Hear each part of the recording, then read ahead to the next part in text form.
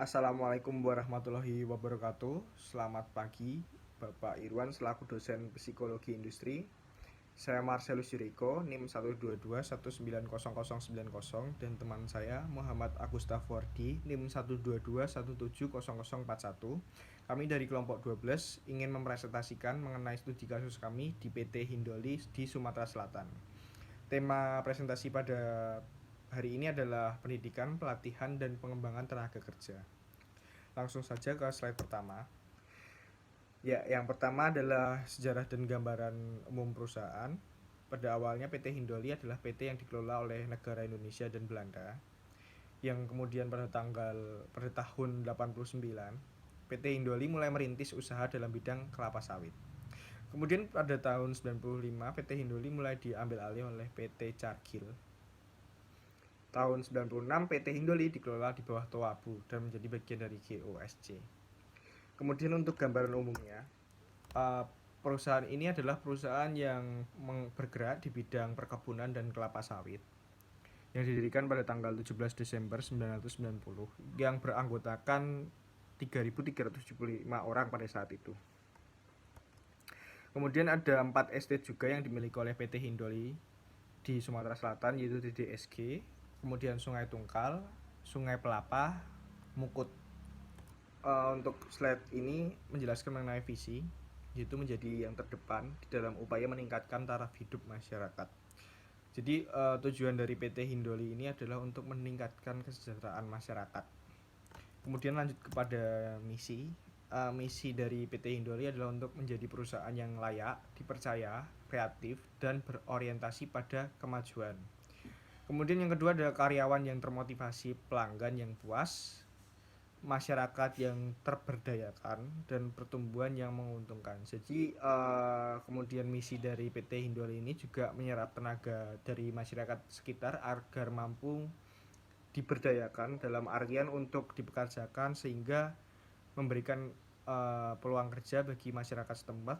Kemudian pastinya juga menguntungkan bagi perusahaan tersebut. Kemudian lanjut ke letak geografis perusahaan, terletak di Sumatera Selatan. Lokasinya di Jalan Raya Palembang, Jambi Desa, Teluk Kemang, Kecamatan Sungai Lilin, Muba, Sumatera Selatan. Kemudian sistem pendidikan nanti akan dijelaskan oleh Mas Fordi. Lanjut ke definisi pendidikan. Jadi pendidikan adalah usaha sadar dan terencana untuk mewujudkan suasana belajar dan proses pembelajaran.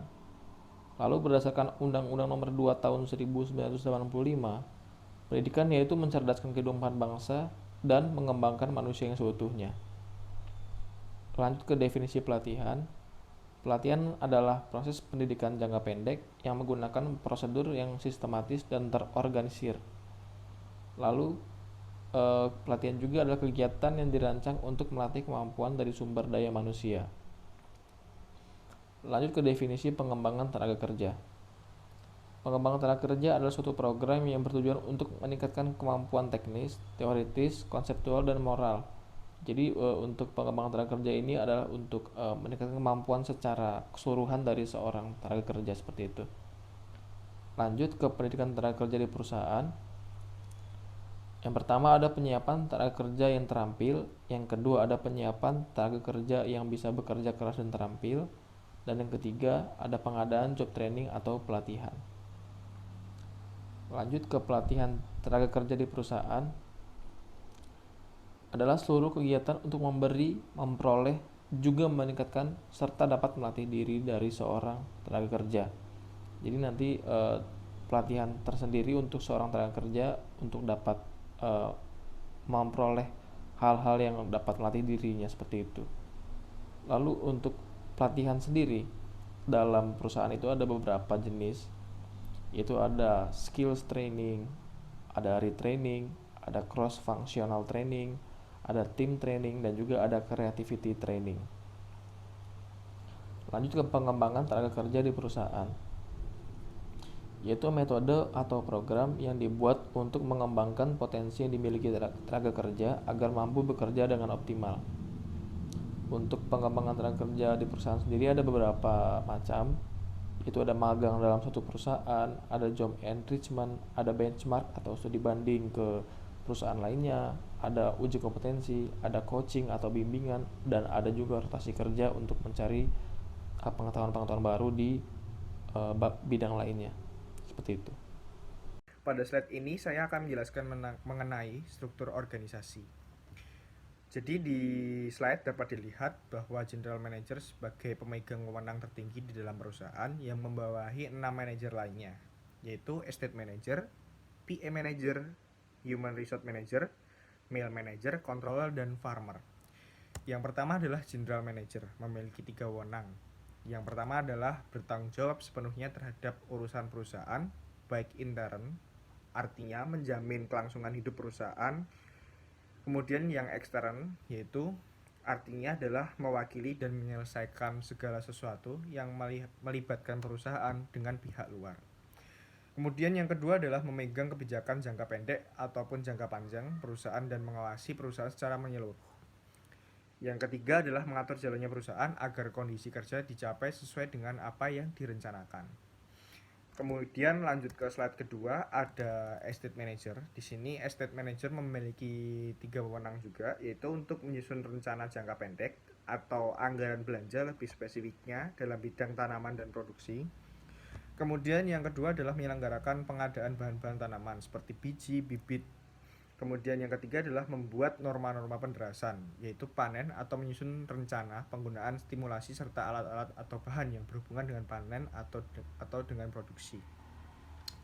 Kemudian yang ketiga ada PA Manager atau Public Affair ya. Tugas dan wewenang dari PA Manager adalah 1. Pelaksanaan dan pengawasan pekerjaan yang meliputi hubungan masyarakat, hubungan antar kerja dan karyawan, pengaman aset dan personil perusahaan, perawatan kesehatan, dan masalah hukum. Kemudian yang kedua adalah mengadakan hubungan kerjasama. Di sini kerjasama yang dijalin adalah antara instansi pemerintah dengan perusahaan terkait. Kemudian ada Human Resource Manager. Human Resource Manager ini memiliki 3 wewenang. Yang pertama adalah mengadakan pengajian dan penelitian terhadap penggunaan tenaga kerja di masing-masing unit. Kemudian yang kedua adalah membuat norma-norma dan persyaratan pengguna tenaga kerja. Kemudian yang berikutnya adalah Mill Manager, memiliki 3 wewenang, yaitu 1. Berkewajiban mengurus penggunaan mesin-mesin pabrik dan alat-alat transportasi untuk lebih efisien. Jadi tugas Mill Manager adalah untuk mengatur efisiensi perusahaan. Kemudian mengadakan pemilihan terhadap lahan-lahan bahan baku untuk pengolahan produksi yang lebih menguntungkan. Yang terakhir ada mengadakan pemilihan untuk meningkatkan kualitas dan kuantitas. Kemudian ada controller. Di sini controller bertanggung jawab atas semua kegiatan yang ada di lapangan. Kemudian bertanggung jawab langsung mengawasi kegiatan yang berhubungan dengan tanaman dan pertanian, atau bisa dibilang controller di sini sebagai quality control lapangan ya. Baik, selanjutnya masuk ke slide manajemen sumber daya manusia di PT Hindoli. Yang pertama ada pelatihan. Di sini pelatihan dilakukan dalam bentuk peningkatan keterampilan, pengetahuan, dan sikap. Kemudian yang kedua ada pengembangan SDM, dilakukan dengan meningkatkan kemampuan kerja. Yang ketiga ada pembinaan yang dilakukan sebagai subsistem organisasi melalui program-program perencana dan penilaian.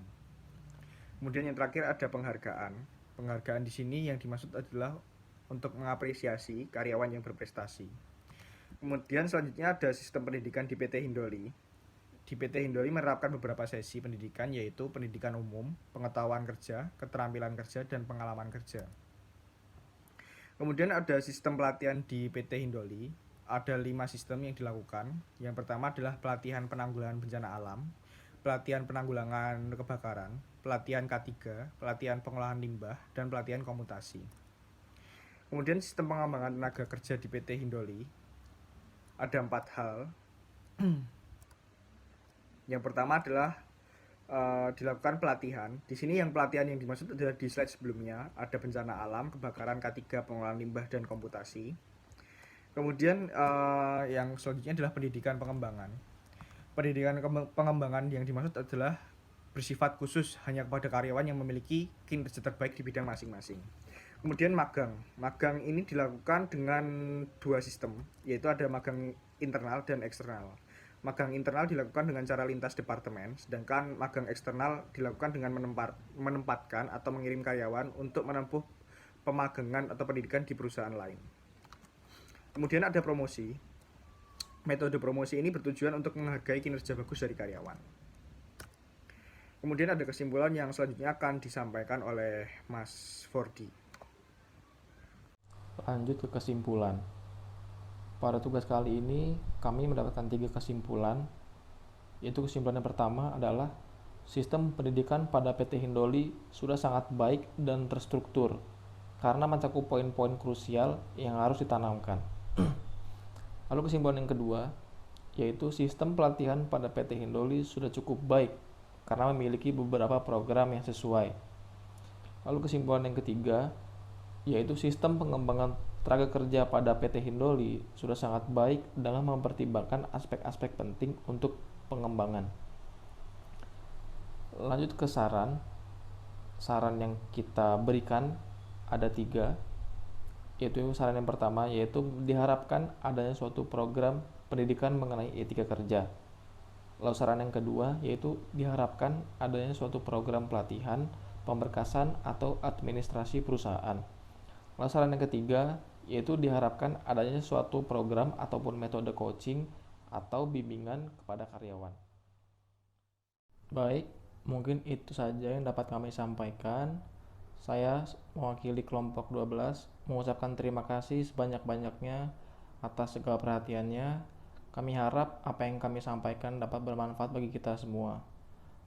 Mohon maaf apabila ada kesalahan. Akhir kata, wassalamualaikum warahmatullahi wabarakatuh.